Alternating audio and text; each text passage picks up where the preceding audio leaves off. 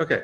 I'm Doug Curl, head of our Geoscience Information Management section. I've been with the survey for about almost 19 years, working on various aspects of geologic information, starting with digital mapping and moving into the realm I'm in now that I'm going to talk about today. And so today I'm going to talk about our section and what we do really to provide geologic information to the state of Kentucky, which is, that vision statement is really what we're trying to fulfill in our section. So I'll try to put a face to the name, faces to the name from my people, and then get into sort of our talk about our priorities, and then some of significant things that we've been working on, and then talk about some future efforts that have really been touched on already particularly by Drew and Bill. Let's see. So our section has has 7 people, and we also have some students that I don't have on here, but we've had a lot of student employees over the past many years, which have been incredibly helpful. But we have 2 IT folks, Mike Ellis and Mark Thompson. Mike works on desktop support, Mark server support. Liz Adams is our program coordinator. She works mostly on data management, data preservation, managing students, social media, et cetera, et cetera. Carrie Pulliam is a geologist who primarily manages our petroleum database, and if you've worked with our petroleum database or made public requests, you've probably worked with Carrie at some point or talked to her.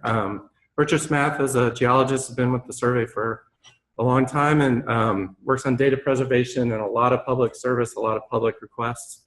And Rebecca Wong is our database analyst, and she does web development, but also, of course, database management and that sort of thing. She really works on the main primary web page that you go to.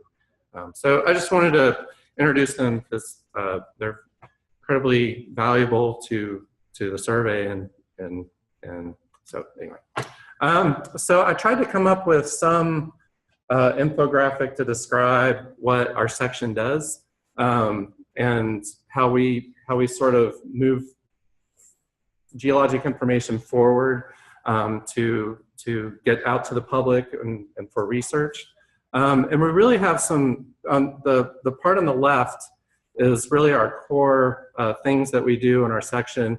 One of them that's very important is IT management. We handle all of our servers and desktop in-house. So our map servers, file servers, database server, et cetera, are all managed in-house. And while it's a difficult task, it gives us a lot of flexibility and freedom to do a lot of very innovative things. And we're talking about some very innovative things coming up where we're looking at things like Google to help us with server support and that sort of thing, so we can scale up, to tackle these 3D, 4D problems that really would be very taxing for us to manage sort of with hardware in-house, but we'll still be managing that within our section. So that's a very important component of what we do, and it's very nice not to be beholden to like some office of technology above us, and it's a big advantage of being on the part of the university. But and then part and parcel with all that is our work in data preservation, data management, which I'll talk about a little bit more.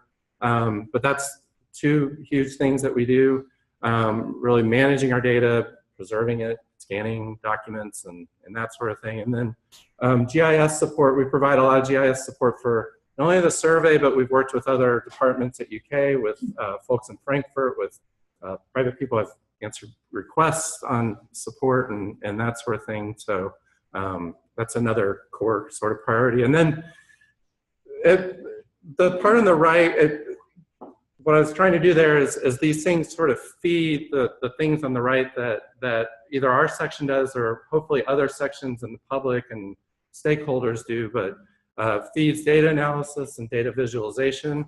Both of those things we're hoping to ramp up a lot with the Earth Lab and with what Drew just talked about with the 3D, 4D initiatives. And of course, web development, that's something that we do a lot of, but we really couldn't do that web development and provide that data without managing it and preserving it and doing all that sort of background stuff and managing IT that goes around it. So, and all of that serves hopefully public engagement and research and whatever else you want to do with the data, because it's out there and it's hopefully managed correctly.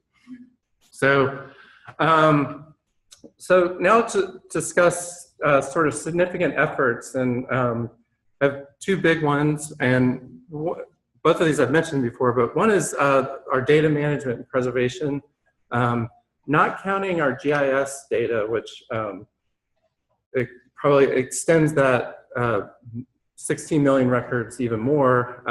We have about 16 million records of data. That's, when you think of like oil and gas data or groundwater data, publications, that sort of thing.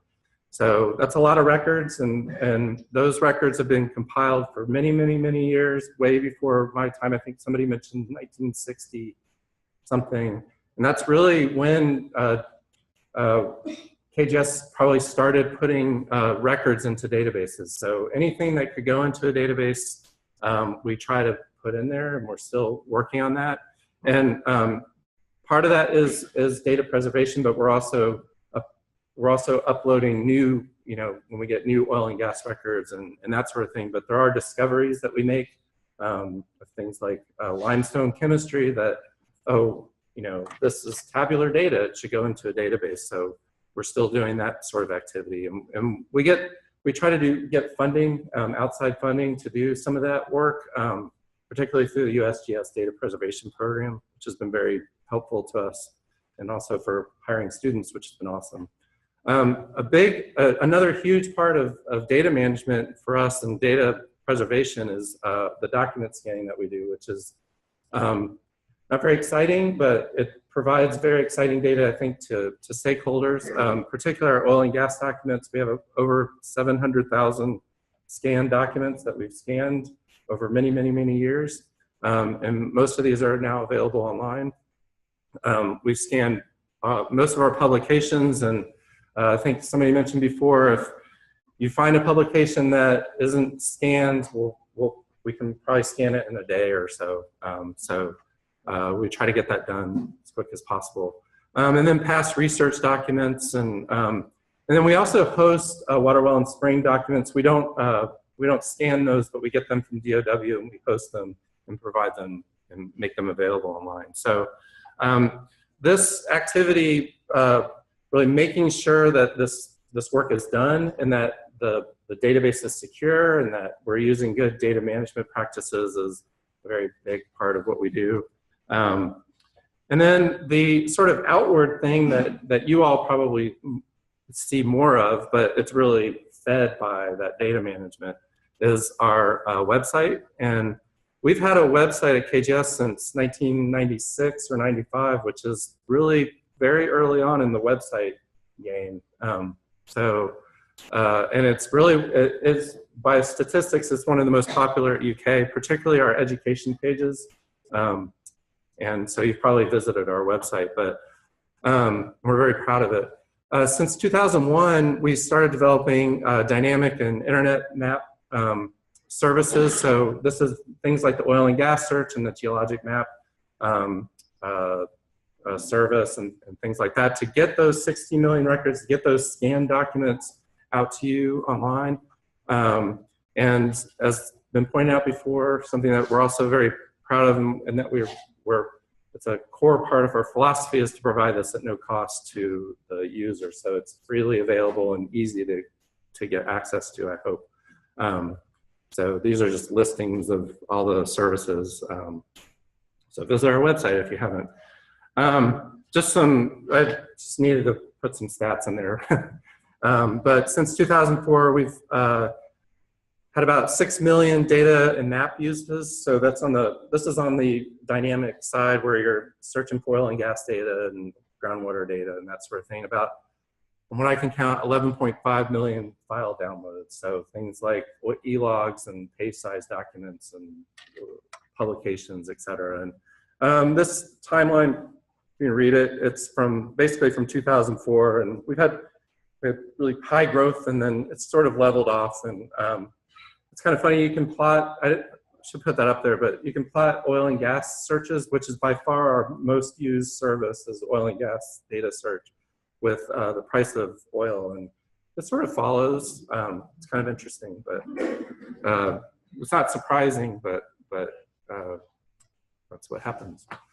So so now we get into some the future efforts that we're working on to really help increase getting geoscience knowledge out to you all.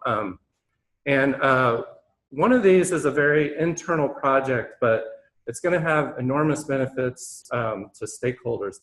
So you won't see the nuts and bolts hopefully in the background of this going on at KGS, but it's something called knowledge management, and we're really looking at using software to better manage our databases and those scanned documents, and particularly new research data. So as we use this, the Earth Analysis Lab and start ramping up 3D, 4D programs, and as we continue the other research projects that we do, that data that's developed from those projects needs to go into our database and needs to at some point be made available to stakeholders if that's relevant or possible. So we really need to adopt some kind of software or softwares to control that. And so that's what you would see on your end is, hopefully faster response to, data requests. And then if a research project is starting up, talked earlier about the EQ2 projects, those joint projects. Hopefully a system like this would, if you're diving into a project like that, you would be able to access past project data much quicker, to see what's out there and to utilize it for your work. And we're looking at leveraging cloud services and storage to do some of this, particularly with analytics and data sharing and processing of larger data sets. Particularly when we get these LiDAR data sets, which are enormous, we really need something to help manage that and process things faster. And something I'm excited about is ramping up our adherence to archive and data management standards that are national and international standards. We've done a little bit of this, but we can do better. And what that will mean for you is that when you get our data, it's open and it's usable across boundaries. So if you have another state's data that's in a standard format or another country, you could use our data with it because they talk to each other, and you don't have to do a lot of crosswalking to get that done. So, so again, very internal thing, but I think you'll see benefits, and it's really a #1 focus for our section in the coming years. So some tangible things that you'll see that we're doing. We're going to this summer, later this summer, roll out a new portal for the dynamic web services. So if you search for oil and gas data and groundwater data, we're going to slow roll out, so we're not abandoning the old website just yet, so don't freak out. As what usually happens, understandably. So the vision here is, and it's already somewhat active, but we're calling it KY Geode, and it's really the same services like oil and gas searching, groundwater searching, publications, etc., but also the map services, and it's really just one. You go to this one page, and all the service links are on the left, the left, and right. Well, anyway, you're left. On the left, and so you can just fewer clicks to get to data searching, fewer clicks to see data, and then refine those results and that sort of thing. And something I'm excited about is really integrating the map.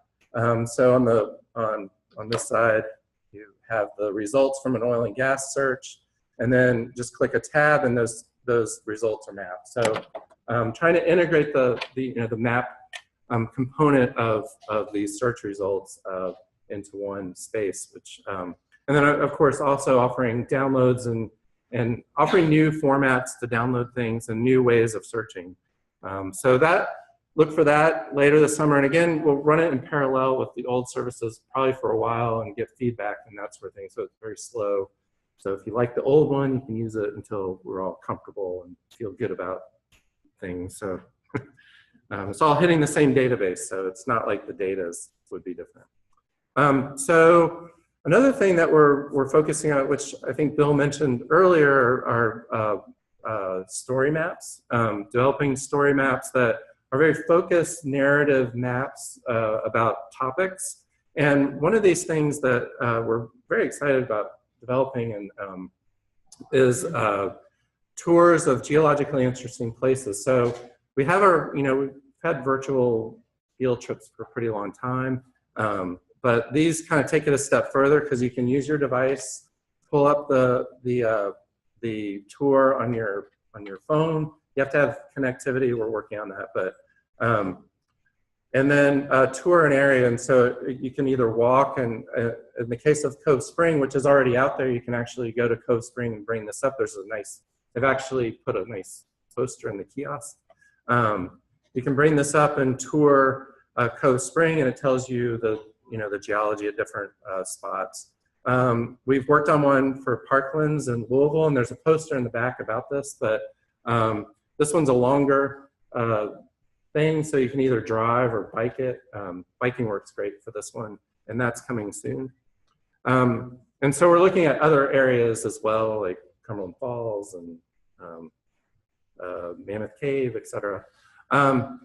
Another place that we can do this, and also there's a poster about this in the back, are collection descriptions. So we have a really nice donated meteorite collection at KGS, and Warren Anderson and Rebecca have developed this story map for displaying where those were found and then photos about and information about them.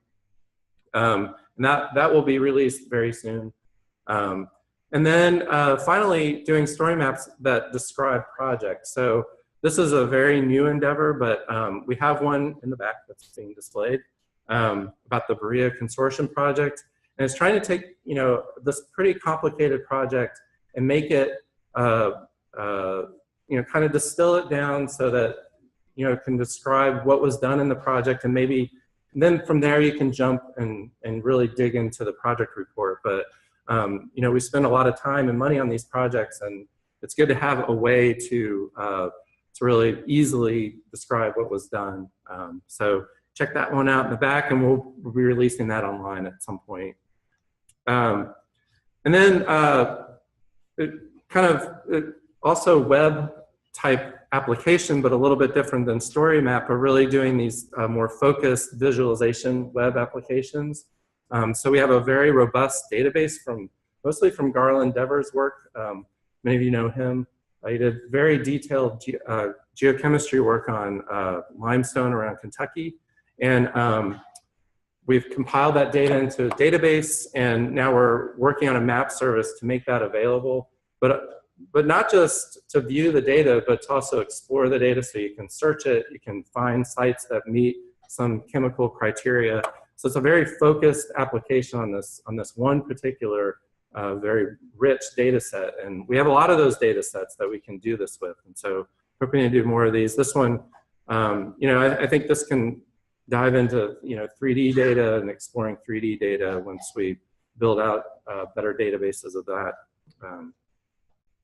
And then finally, this is something that will probably come a little bit later, but working on 3D PDF visualizations, and Bill talked about these earlier, but these are just PDFs that there's a lot going on in the background to compile them, but it's a very good way of compiling 3D data and giving it to somebody, and they can visualize. You can do the spinning block thing and really drill down, do different scenes and that sort of thing. And what we're thinking about, sort of our first endeavor with this, is working with horizontal wells. So we have surveys, the actual surveys for a number of horizontal wells in Kentucky. and developing these 3D PDFs to help people visualize them. So you go to our oil and gas search and download the PDF of the 3D horizontal well survey, and you'd be able to visualize what that looks like. And we could possibly put some other subsurface data in there, and then of course jump from there to visualizing other types of subsurface data. So I think I'm out of time, but so if you have any questions, I think I have a minute or two, maybe, I don't know. But feel free to ask anybody in my section, or email me or whatever. Sometimes we get to go out in the field, so.